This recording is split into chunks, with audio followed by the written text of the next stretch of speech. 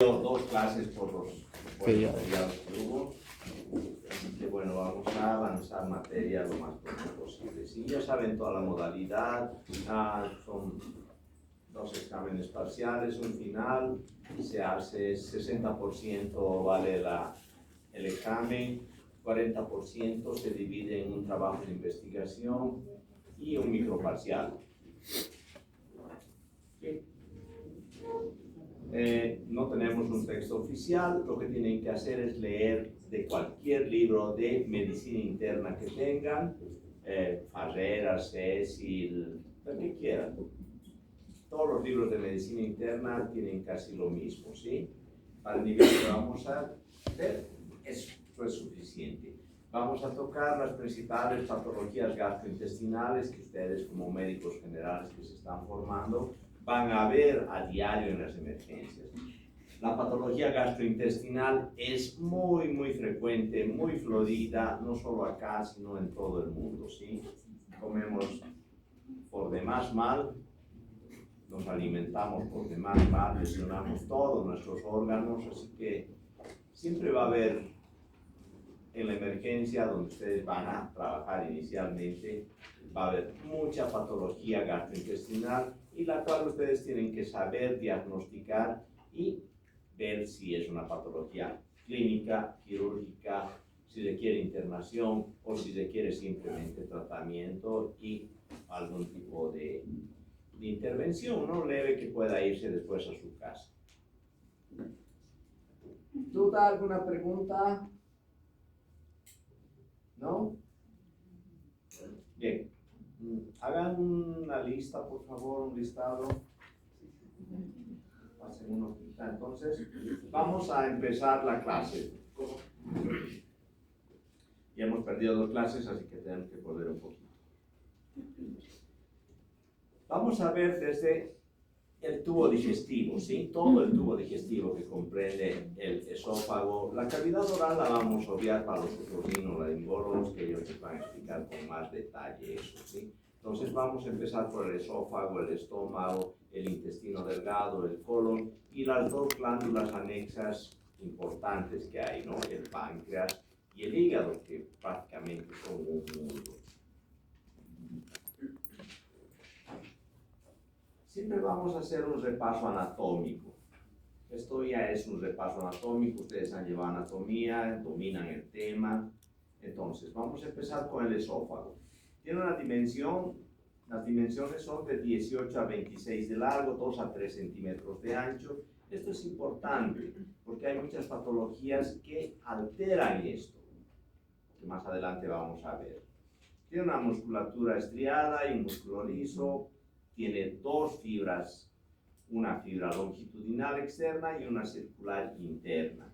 Tenemos un esfínter esofágico inferior, un esfínter esofágico superior. La inervación está dada por el nervio simpático, por los plexos de Ashworth y Miesner.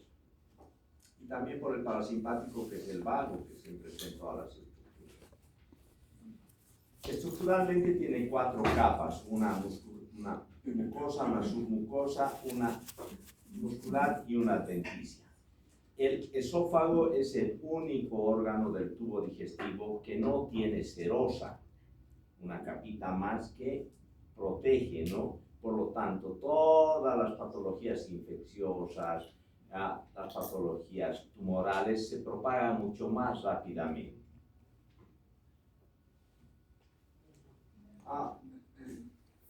Esófago, un tubo largo que conecta la cavidad oral con el estómago. Su única función es transportar el bolo alimenticio desde la cavidad oral hasta el estómago. No tiene ninguna otra función. Aquí esquemáticamente cómo se mueve el bolo alimenticio, ¿no? Todo el tubo digestivo que vamos a estudiar a lo largo del semestre, que son solamente 4 meses. Los músculos, circular interna, longitudinal externa. La circulación está dada por la arteria esofágica superior, arteria tiroidea superior. En la parte media por la arteria bronquial y las intercostales. todas las venas, todo el retorno venoso siempre va a terminar en la vena porta. Bien, ese era un repaso anatómico. Ahora vamos a entrar a nuestro primer tema. Son los trastornos esofágicos motores. Ya dijimos, ¿cuál es la función del esófago? Era transportar el bolo alimenticio desde la cavidad oral hasta el estómago. Para eso el esófago tiene un peristaltismo, o sea, un movimiento peristáltico. Por eso es que decimos, parece que fuera todo por gravedad y no es por gravedad. Si una persona se pone boca abajo, igual el bolo alimenticio va a ir hasta el estómago, ¿verdad? Y es por el peristaltismo que hay. Y este peristaltismo sufre alteraciones. Este movimiento que lleva el bolo alimenticio sufre alteraciones, ¿no? Y estas alteraciones son los trastornos esofágicos mayores. Uno de los más estudiados es el esófago de Jacques-Mér.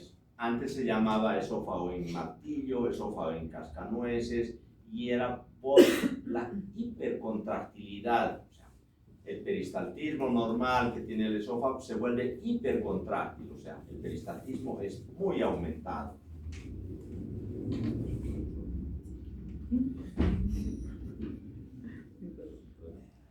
Bien. Entonces, esófago hipercontráctil se caracteriza por ondas hipercontráctiles, sobre todo a predominio distal.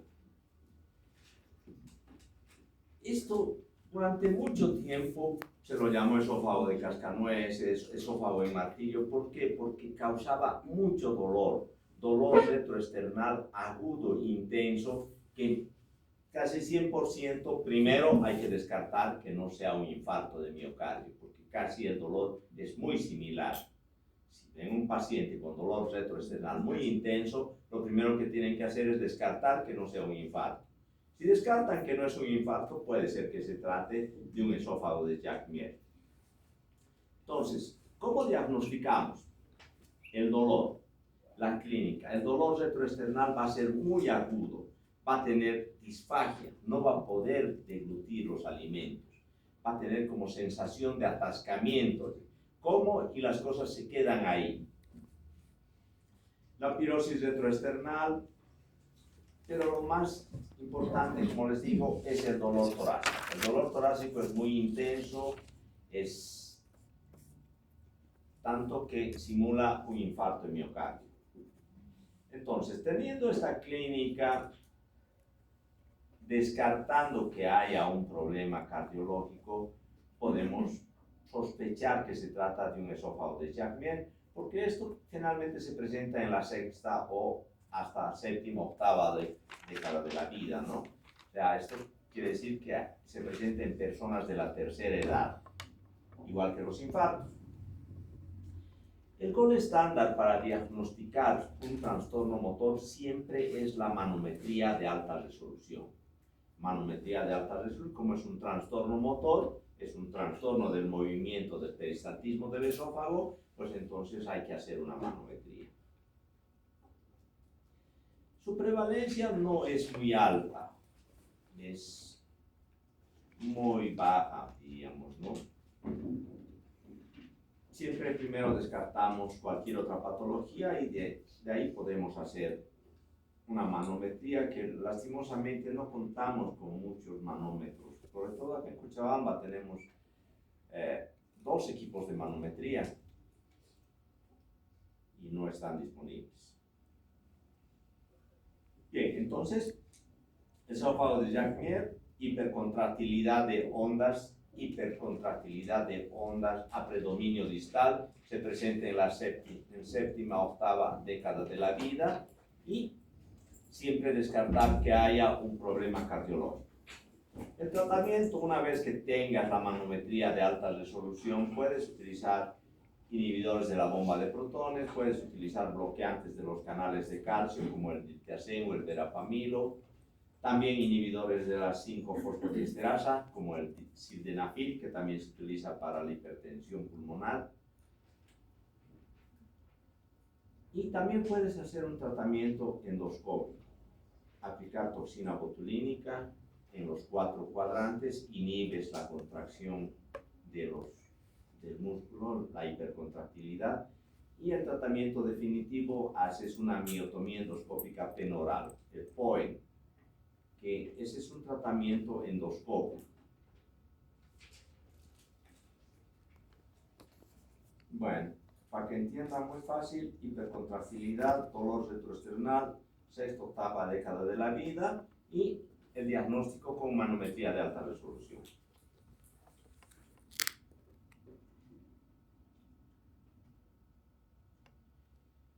Otro de los trastornos motores esofágicos es el espasmo esofágico distal. Como definición, hay una propagación defectuosa de las ondas peristálticas de tal manera que varios segmentos se contraen simultáneamente. Hay una contracción simultánea de varios segmentos. Diferencia con el esófago de Jacquiet, hay una hipercontractilidad a predominio distal. En el espasmo esofágico distal, se va a producir espasmos continuos.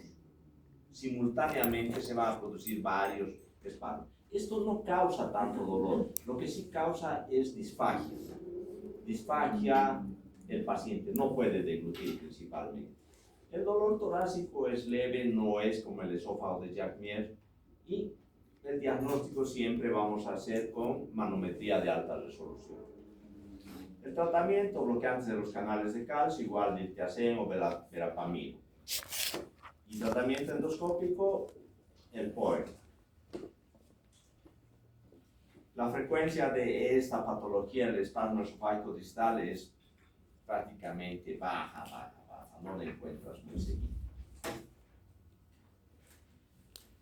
Esta patología es la que más se encuentra de los trastornos esofágicos motores, en la contractilidad ausente. No hay contracciones. O sea, el paciente deglute y dice, la comida se me queda, no pasa. Tengo que ayudarme con agua. Peor, si son de pacientes de la tercera edad, vienen a la urgencia con atascamientos. He comido un pedazo de carne y se ha quedado ahí. Esta enfermedad está relacionada a enfermedades reumatológicas, sobre todo la esclerodermia, procesos inflamatorios crónicos, y que causan esta ausencia de motilidad. Siempre que tengan un paciente que tenga algún trastorno inflamatorio crónico o las colagenopatías, las famosas colagenopatías, o la esclerodermia, piensen que se trata de un trastorno motor esofágico.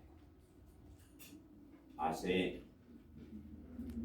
4 o 5 días, no, un mes prácticamente, un muchacho viene a la consulta diciendo que no puede deglutir. No puedo deglutir, no puedo deglutir, no puedo deglutir.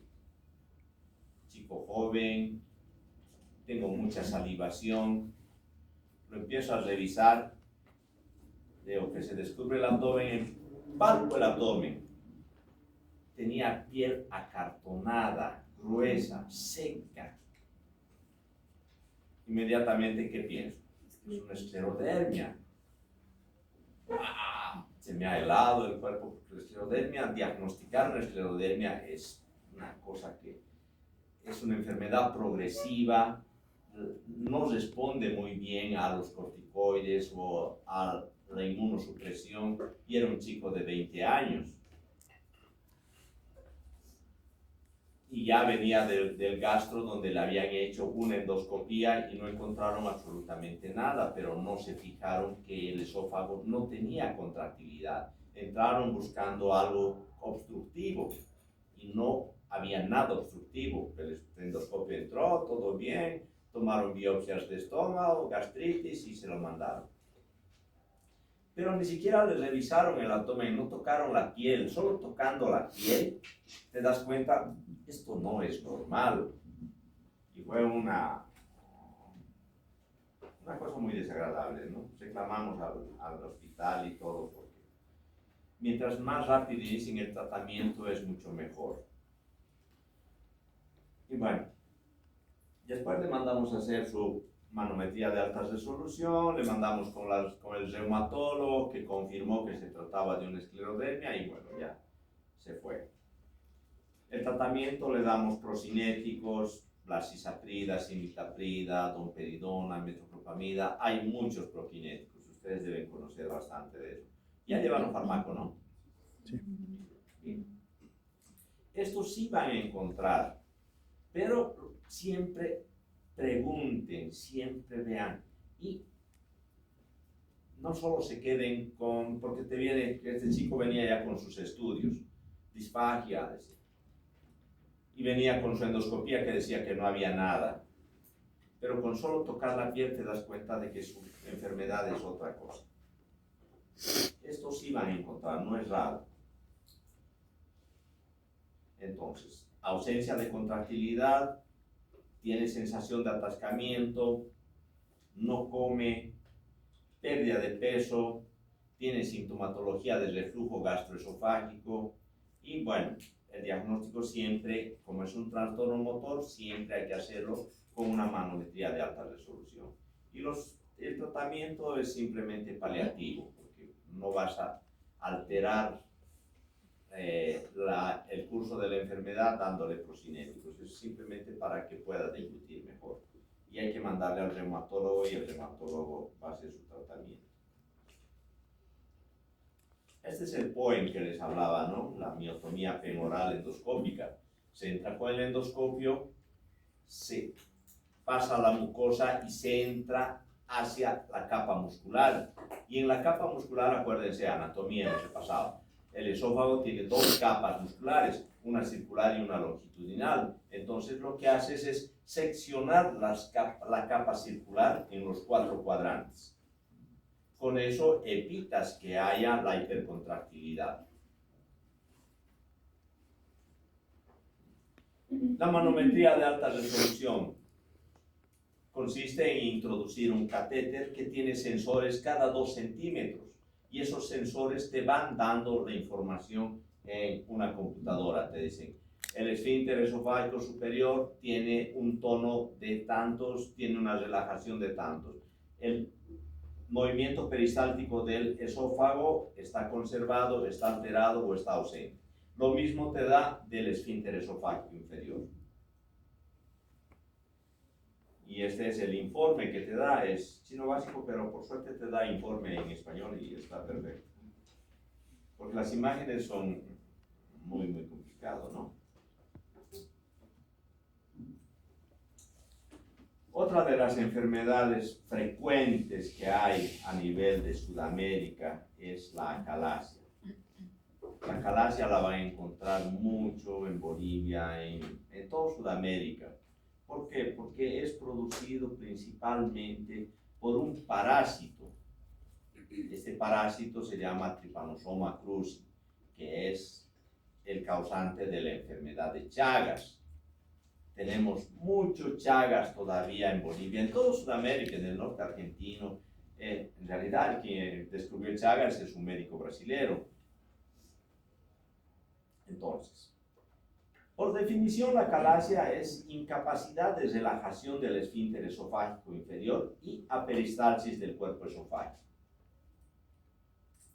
En las 3 patologías anteriores de trastorno motor que vimos, no estaban comprometidos los esfínteres, simplemente era hipercontractilidad, ausencia de contracciones o contracciones simultáneas, pero en el cuerpo esofágico no estaban comprometidos los esfínteres. En cambio, en la acalasia sí, hay una ausencia de contractilidad en el cuerpo esofágico y hay una incapacidad de relajación del esfínter esofágico inferior. Eso es lo que le diferencia de los otros trastornos motores esofágicos, ¿verdad? Etiología puede ser viral, parasitaria como es de Chagas o autoinmune. Lo más común siempre es Chagas.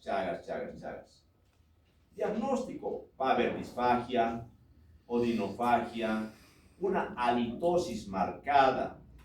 ¿Por qué? Porque el paciente deglute, la comida se queda en el esófago porque el esfínter esofágico inferior no se relaja, no abre, no pasa el alimento y sufre el proceso de fermentación. Por lo tanto, tiene vómitos postprandiales inmediatos, una halitosis marcada y sensación de atascamiento. No quiero comer porque la comida se me queda ahí. Haces estudios radiológicos, radiografía simple, radiografía contrastada, manometría, como es un trastorno motor esofágico, igual, tienes que hacer manometría de alta resolución. En este caso también puedes hacer endoscopía. En la endoscopía nos va a dar un aumento del diámetro antero-posterior del esófago. Acuérdense, anatomía, el esófago en su diámetro antero-posterior medía 2 a 3 centímetros. En la calasia mide hasta 10, 12 centímetros. Parece.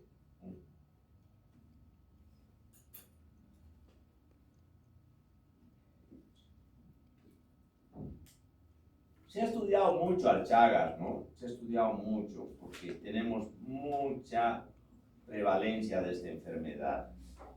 La enfermedad de Chagas afecta al esófago, afecta al colon y afecta al corazón. Y en las tres partes produce megas. Una dilatación marcada del esófago, una cardiomegalia en el corazón y un megacolon chagásico en el colon. En los tres lugares produce lo mismo. Fisiopatológicamente hay disminución del número de células de los ganglios de los plexos de Auerbach. Hay una degeneración del nervio vago, hay modificación de los núcleos motores del plexo mientérico con pérdida de células ganglionares. Todo esto va a ser producido por el parásito, el Trypanosoma cruzi. La hipertonía del esfínter esofágico inferior se debe a un desequilibrio, ¿no?, en los neurotransmisores excitadores, como es la acetilcolina, y los inhibidores, como es el PIP, el péptido intestinal vasoactivo. Hay una incoordinación, por lo tanto, se produce la hipertonía del esfínter esofágico inferior.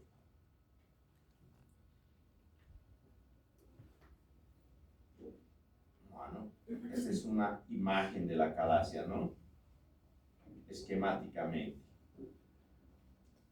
Acá vemos un aumento marcado del diámetro anteroposterior y en la punta se ve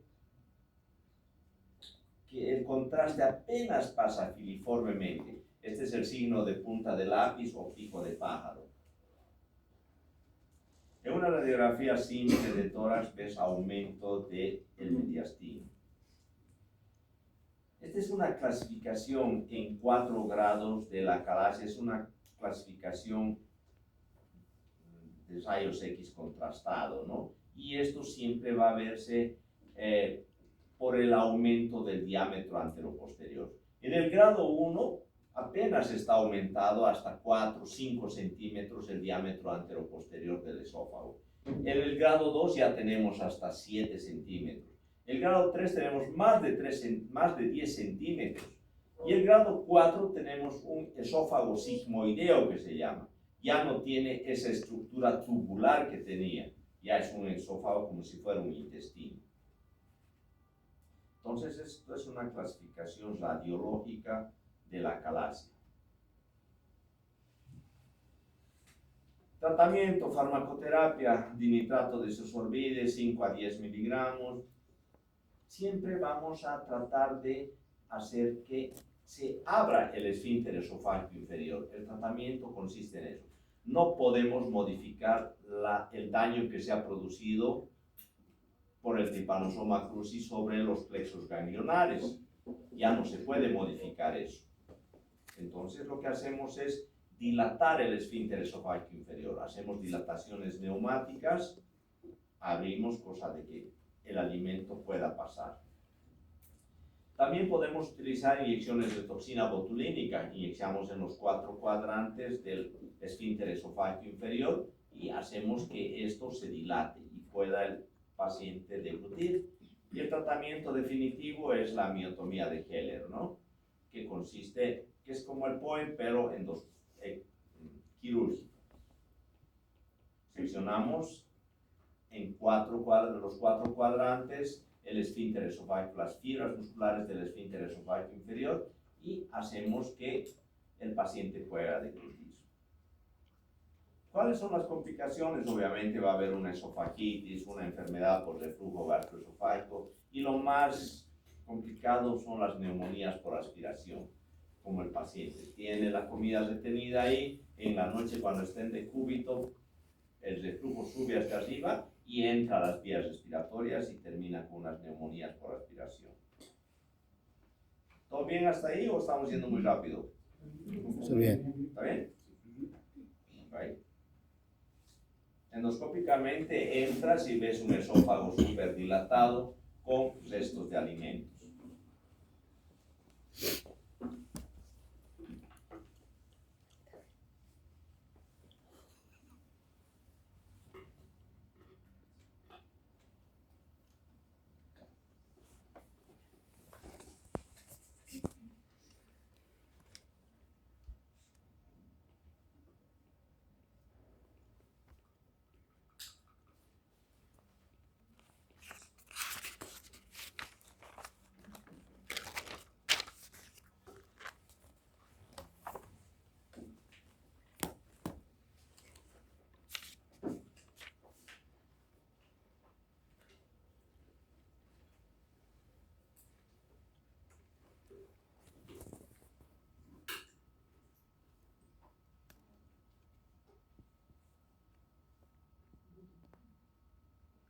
Bueno, esto es solo para que vean, ¿no? Los cuerpos extraños en esófago. Esto va a encontrar harto los famosos niños, o sea, los niños alcancía. Agarra y se ponen una moneda y se queda ahí atascado ahí en el esófago. Generalmente son niños, pero también hay adultos que no sé por qué se ponen objetos a la boca y se los degluten. Infinidad de objetos. Por suerte ahora ya no está muy de moda los famosos piercing. Antes la gente se ponía esos piercing en la lengua y en la noche se olvidaba sacarlos y se salía su seguro y se los tragaban y muchas veces quedaba incrustado ahí. Ahora lo que hay es las famosas bromas de la cerveza. Están tomando entre amigos cerveza y le tiran la tapa corona al vaso del otro. No se da cuenta el otro y sacar una tapa corona es horrible porque la tapa corona tiene aristas. Sí. Así que tienes que utilizar un capuchón especial porque si no lesionas todo el esófago. Pero lo más común siempre son los niños.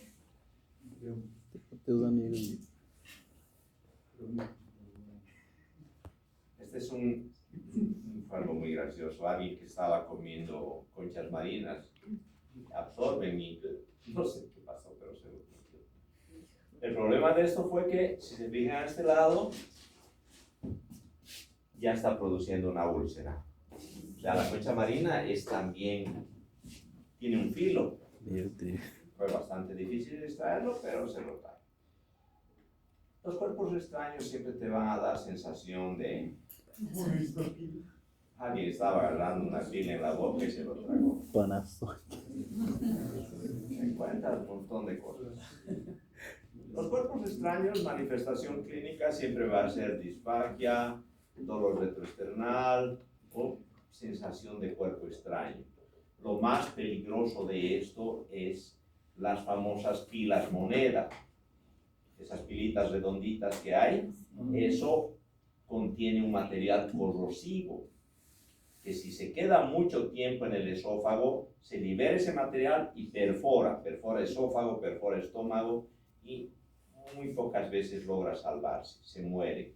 Así que si encuentran una pila moneda, hay que sacarlo con mucho cuidado, no se lo puede agarrar con pinza, hay un canastillo que se llama de dormia, hay que atraparlo con ese canastillo para sacarlo. Por eso se recomienda, creo que ya no hay muchos juguetes con esas pilas monedas, por suerte. El tratamiento siempre es extracción del cuerpo extraño, darle supralfato o darle algún IVT para que mejore.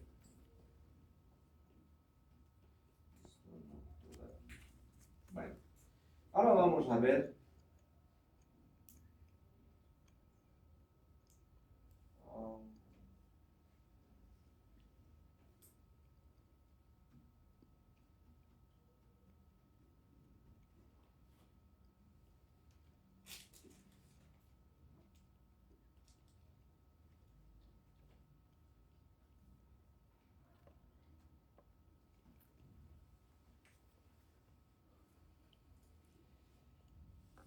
lesiones por cáusticos.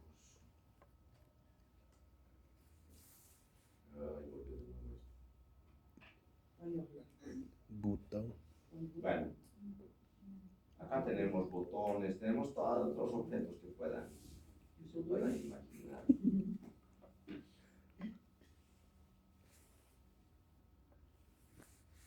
Bueno, lesiones esofágicas por cáusticos, esto también es común. Muchas personas por accidente o con intención suicida ingieren cáusticos, tanto álcalis como ácido. Lo más común es lavandina. Hace un mes vimos una señora que se tomó el Mr. Músculo, el sacagrasa. Eso, vieron cómo saca la grasa, ¿no? De una cocina, de un lugar. Hace lo mismo en el esófago. Toda la mucosa así. No mueren, la intención, pero después esto hace una reacción cicatrizal y produce estenosis. Su calidad de vida se va al tacho. Bien, lo primero que tienen que hacer cuando vienen, porque van a venir muchas veces a la emergencia, a la guardia, se ha tomado esto, se ha tomado el otro, identificar la sustancia. ¿Qué se ha tomado?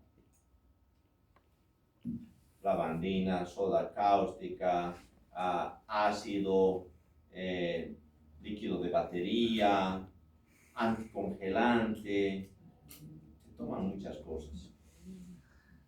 La cantidad, ¿cuánto ha tomado? Un vasito, un sorbo, medio vaso. Generalmente cuando es ácido no logran ingerir mucho. ¿Por qué? Porque el ácido lo primero que hace es quemar la cavidad oral. Se toman el ácido y quema y lo escupen. No logran deglutir.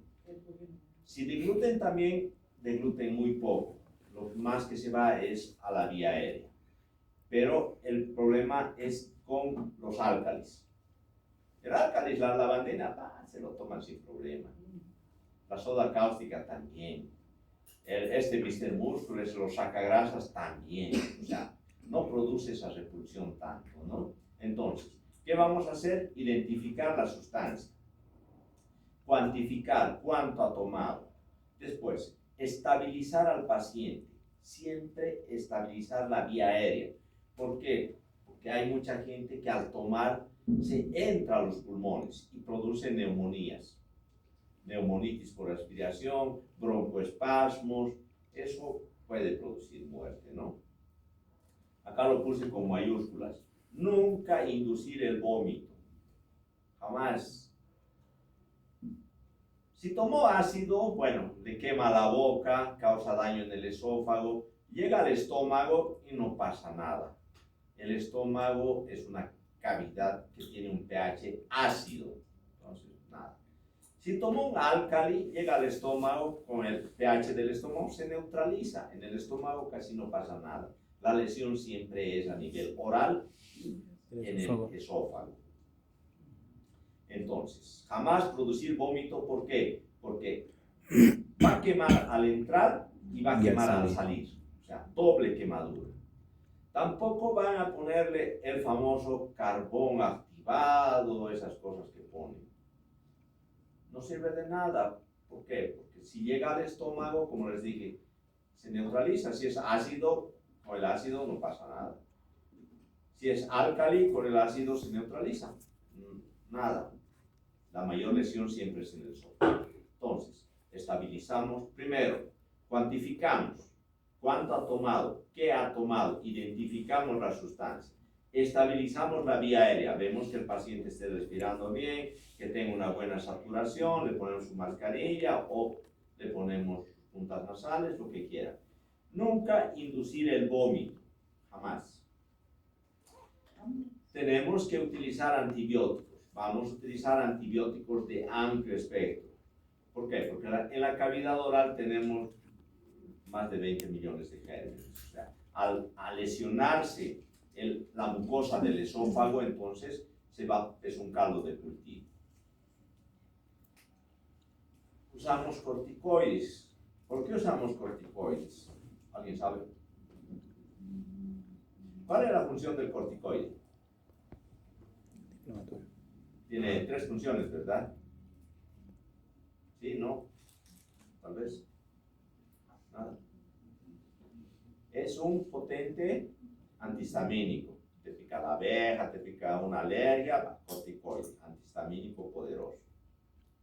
Es un potente inmunosupresor a dosis altas, hace inmunosupresión. Y lo más importante que para este caso nos sirve, es uno de los mejores antiinflamatorios. Entonces, usamos corticoides como antiinflamatorio. Vamos a utilizar también analgésicos, porque si ha tomado un ácido, va a estar revolcándose de dolor.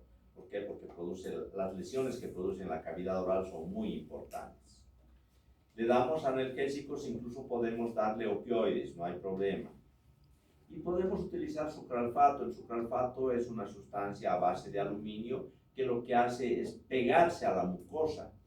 Donde hay una lesión, el sucralfato se pega y da tiempo a la cicatrización. Si no hay lesión, pasa de largo, no pasa nada. Las mayores complicaciones de la ingesta de cáusticos, sea álcali, sea ácido, siempre van a ser las neumonías. Y en el peor de los casos, la perforación esofágica. Y como les dije, estos pacientes, después del episodio si es accidental, no hay ningún problema. Alguien dejó un vaso con lavandina y sin querer me lo tomé. Pero si es con intención suicida, siempre tienen que dar parte a las autoridades y al psiquiatra. Porque el que intenta suicidarse una vez, va a intentar suicidarse de nuevo.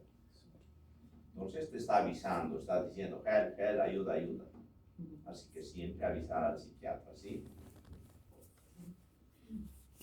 Y cuando sane este paciente, lo que tiene, como les dije antes, va a ser una estenosis esofágica.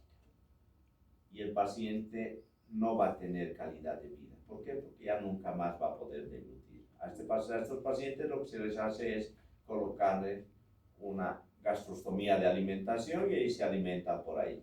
Y todo el tiempo están salivando. Les podemos poner butilbromuro, iosina, atropínicos para secar la saliva. Pero su calidad de vida decrece mucho. Si la estenosis no es muy grande, se puede hacer dilataciones periódicas. En algunos de los casos se ha hecho una gastrectomía, de una esofagectomía con ascenso gástrico.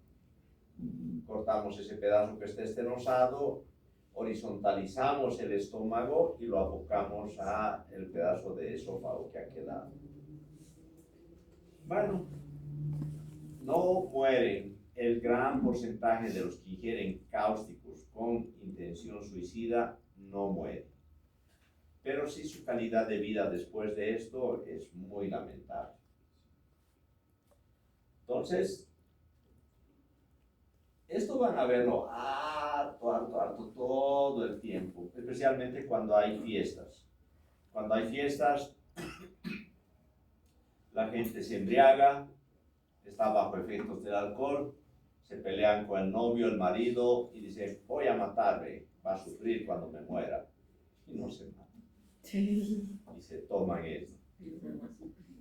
El peor de todos los álcalis siempre es la soda cáustica y el famoso Mr. Muscle. Ese sí te pase todo. Esta es una clasificación endoscópica que se ha hecho de las quemaduras, ¿no? Una quemadura de 1 grado 0, esto es para que pongas en tu informe después cuando le haces la endoscopía. El examen está normal, o sea, ha tomado muy poco o estaba diluido, no ha llegado al esófago, solo se ha quedado, lo ha escondido, no pasa nada. En el grado 1 tenemos edema, hay hiperemia de la mucosa, hay descamación superficial de la mucosa. En el grado 2 hay más hiperemia, hay formación de lesiones ampollosas, ulceraciones superficiales y hay un exudado fibrinoide, ¿no? El grado 3 hay úlceras profundas, hay friabilidad, formación de escaras, y en el grado 4 hay pérdida de solución de continuidad, o sea, hay perforación. Muy raras veces se ve eso, pero sí se ve. Aquí tenemos endoscópicamente cuando entras, así se ve. Grado 1 no hay nada. Grado 2, el grado 3, por ejemplo, es un surco que ha dejado. Es por donde ha ido la sustancia corrosiva. El grado 4 está todo alrededor y el 5 ya prácticamente está todo cubierto de fibrina. Hay unas quemaduras profundas. Todos estos van a producir al sanar reacción cicatrizal.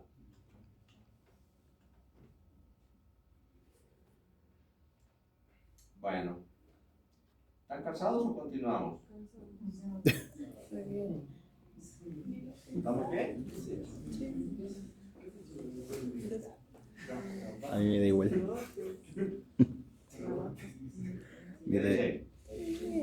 Me da ¿Estamos igual. bien? Ya, veremos esto más entonces. Todo el mundo tiene esto, enfermedad por reflujo gastroesofágico, el famoso ERGE. En grado menor, mayor, todos ustedes han presentado en algún momento ERGE, han visto algo del esquema acá. Me pasé del examen. Por definición es el paso retrógrado del contenido gástrico hacia el esófago. El contenido gástrico siempre es un contenido ácido.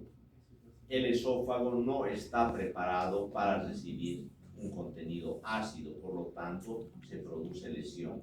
Hay dos tipos de ERGE, ¿no? Un ERGE erosivo y un ERGE no erosivo. La sintomatología de los dos es la misma. Entonces, cuando tenemos este paso del contenido gástrico hacia el esófago, vamos a tener signos y síntomas. Lo primero que va a manifestar el paciente es la pirosis retroesternal. Tengo como un fuego que me sube, algo amargo que me sube. La pirosis retroesternal. Dolor retroesternal. Después, como y termino de comer y tengo eructos. Me lleno muy fácilmente. Y lo peor que puede pasar es cuando ya tiene un ERGE erosivo avanzado, la sensación de atascamiento y el dolor retroesternal. Pasa la comida y es como si me quemara y duele. Entonces, lo más importante, pirosis retroesternal. Ese es el signo característico de la enfermedad por reflujo gastroesofágico.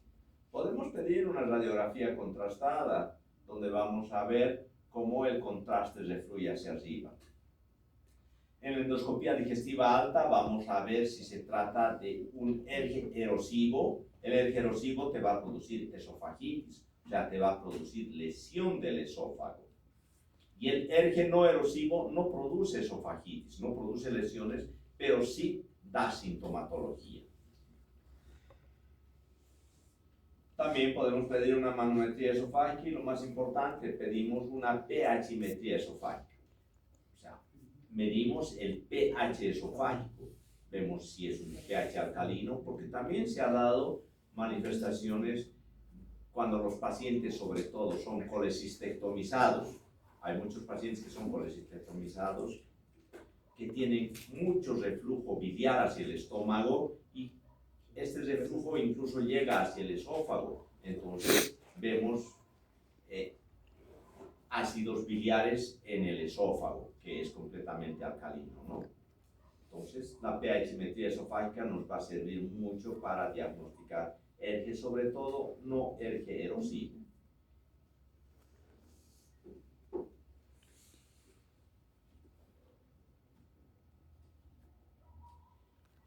¿Cuáles son los factores predisponentes para alergia?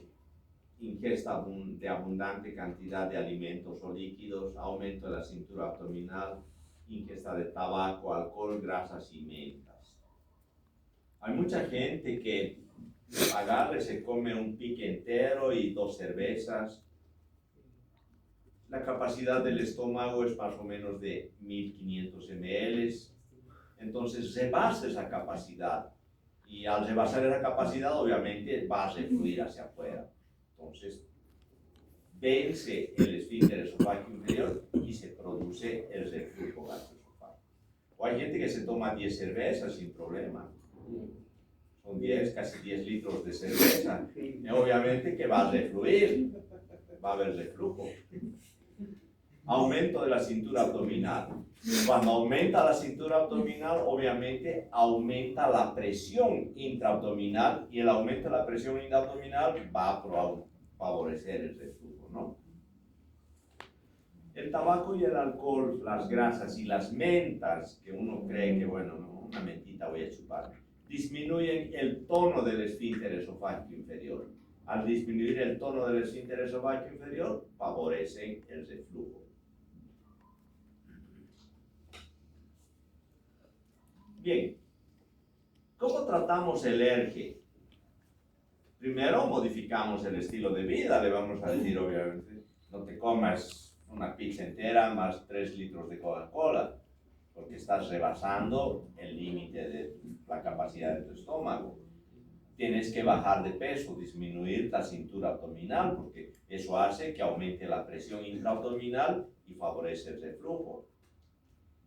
No fumes, no tomes alcohol, no consumas mentas ni chocolates, porque eso disminuye el tono del esfínter esofágico inferior. Entonces, un pilar muy importante del tratamiento del ERGE es modificar el estilo de vida. Vamos a darle IBPs. Los IBPs son inhibidores de la bomba de protones. Ahora ya hay muchos. Los IBPs ahora ya son de primera, segunda, tercera generación, y ahora tenemos, ni siquiera los IBPs, tenemos los PCAPs ahora ya, que son mucho mejores. Pero bueno, en la literatura todavía está descrito que tenemos que darle IBPs. Omeprazol, pantoprazol, lansoprazol. Después vinieron los ESO y los LEVO, esomeprazol, levopantoprazol. Todos estos son IBPs, lo único que varía es su tiempo de acción. Entonces vamos a dar inhibidores de la bomba de protones como omeprazol, pantoprazol a dosis plena. Eso quiere decir 40 miligramos cada 12 horas por 4 a 8 semanas. Mucha gente se toma su omeprazolcito, dice, ya está bien, sí, listo. A los otros 2 o 3 días sigue teniendo su ERGE, otro omeprazolcito y así. Pero no está haciendo el tratamiento. Entonces, inhibidor de la bomba de protones, omeprazol, pantoprazol, lansoprazol, el que quieran, 40 miligramos cada 12 horas por 4 a 8 semanas. También podemos utilizar procinéticos. Hay muchos procinéticos antes de las comidas. El procinético lo que hace es ayudar al vaciamiento gástrico. Toperidona, mosaprida, levosulpirida, metoclopramida, cualquiera de los procinéticos, 15 minutos antes de cada comida, ayuda al vaciamiento gástrico, por lo tanto, evita el reflujo gastroesofágico, ¿no? Si no logramos controlar, hemos hecho que modifique su estilo de vida, lo cual es casi imposible. Le hemos dado su IBP por 4 a 8 semanas a dosis plena, le hemos dado sus procinéticos, pero el paciente sigue refiriendo sintomatología, sigue diciéndote que tiene pirosis gastroesternal, que le molesta, y entonces hemos hecho la endoscopía y hemos visto que se trata de un ERGE erosivo, o sea, que ha producido esofagitis. Entonces no nos queda más que hacer tratamiento quirúrgico, la funduplicatura de Nissen, que consiste en realizar una especie de válvula utilizando el propio estómago sobre el esófago.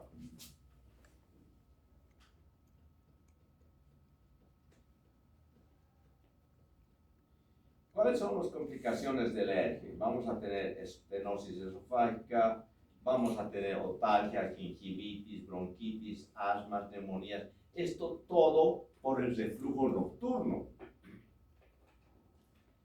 Entonces, cuando nos acostamos, otra de las medidas que me olvidé decirle, medidas higiénico-dietéticas, es decirle al paciente que tiene enfermedad por reflujo gastroesofágico que su cena tiene que ser de muy bajo volumen y tiene que pasar 2 a 3 horas antes de acostarse. Y cuando se acueste tiene que elevar la cabecera de la cama. No solo poner almohadas, sino poner directamente un ladrillo, una guía de teléfono a las patas de la cama, cosa de que tenga esta inclinación, acá la cabeza y acá los pies. ¿Esto para qué? Para evitar el reflujo nocturno. El reflujo nocturno es el que va a producir las otalgias, las gingivitis, las bronquitis, asmas, neumonías por aspiración. Y eso el paciente te dice, en la mañana amanezco con una voz gruesa, estoy ahí, tengo que botar todas las flemas. O si no, mi boca amanece amarga, eso es por reflujo gastroesofágico. Para evitar eso, entonces, elevamos la cabecera de la cama, la cena de muy bajo volumen y tiene que pasar 2 a 3 horas antes de acostarse. Todo eso le tienen que decir al paciente, explicarle y hacerle un dibujito mejor. Y si alguno de ustedes tiene eso, pues ya saben qué van a hacer. Si tenemos un ERGE erosivo diagnosticado por endoscopía, entonces entramos con el endoscopio y vemos que el reflujo gastroesofágico de larga data ha producido lesión en el esófago. Esto se divide en la clasificación de Los Ángeles, lo divide en grado A, B, C y D. En A tenemos una o varias lesiones mucosas menores a 5 milímetros, son pequeñas las lesiones. El grado B, al menos una lesión mucosa mayor a 5 milímetros, sin continuidad de 2 pliegues mucosos. El grado C, al menos una lesión mucosa con continuidad, con las partes más prominentes de los pliegues de la mucosa, ¿no? Y el grado D ya es una lesión continua, circunferencial.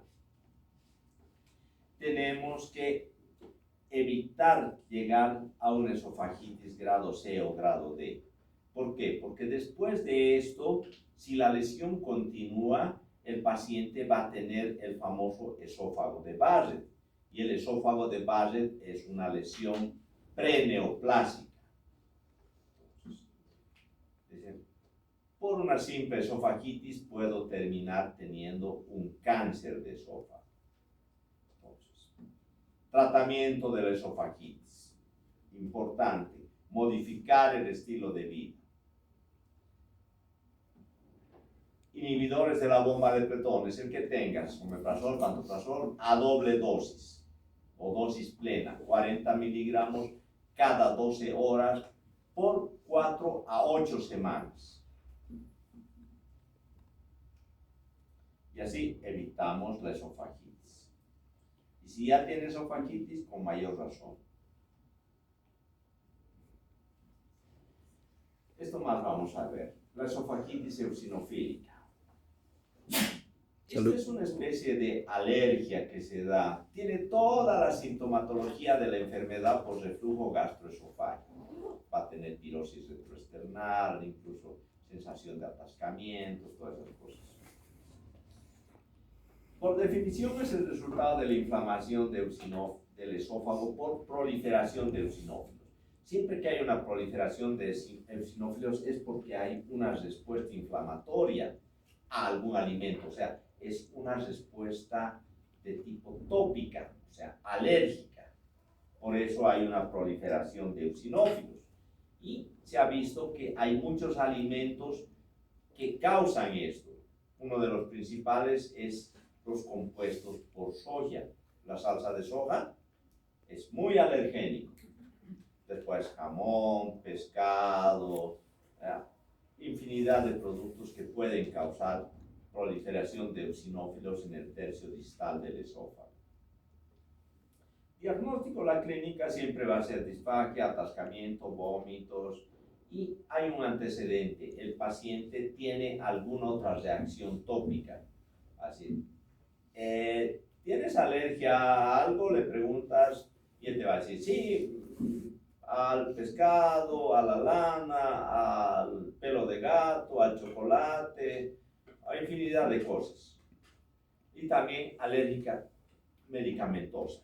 Puede decir, soy alérgico a la penicilina, soy alérgico a los AINES, tiene algún tipo de enfermedad tópica. Eso está muy en relación con la esofagitis eosinofílica. El diagnóstico siempre va a ser endoscópico y toma de biopsias. Vamos a tomar biopsias y si encontramos más de 15 eosinófilos por campo, entonces tenemos diagnóstico de una esofagitis eosinofílica. Ojo que la esofagitis eosinofílica endoscópicamente, como no vas a ver ninguna lesión. Entras con el endoscopio y el esófago está completamente sano. Entonces, el paciente tiene sintomatología y tiene el antecedente de tener alguna enfermedad tópica, tomas tus biopsias. En el tratamiento lo primero que se hace es siempre modificar la dieta.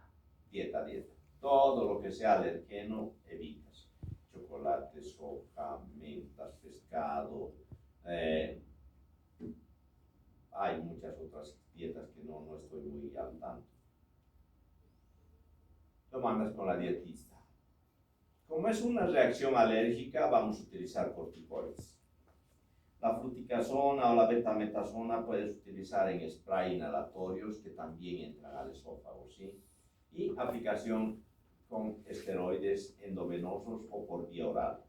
Metilprednisona, prednisolona, puedes utilizar, ¿sí? Y también vas a utilizar inhibidores de la bomba de protones.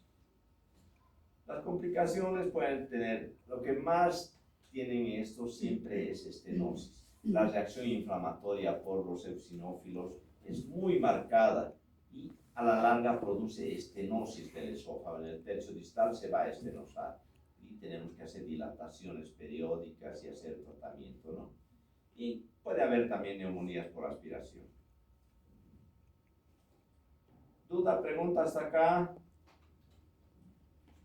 ¿Están saturados? ¿No? ¿Está bien? ¿Mucha información? ¿Hasta acá está bien? Bien, hasta acá entonces. La lista.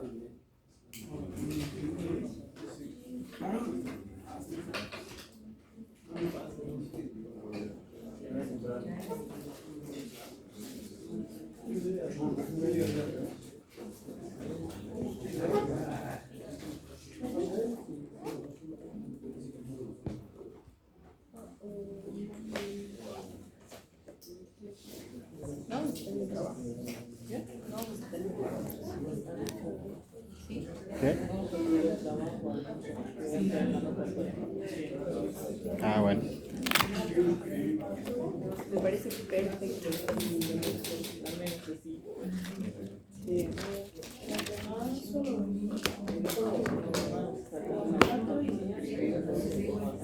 Sí, ¿verdad?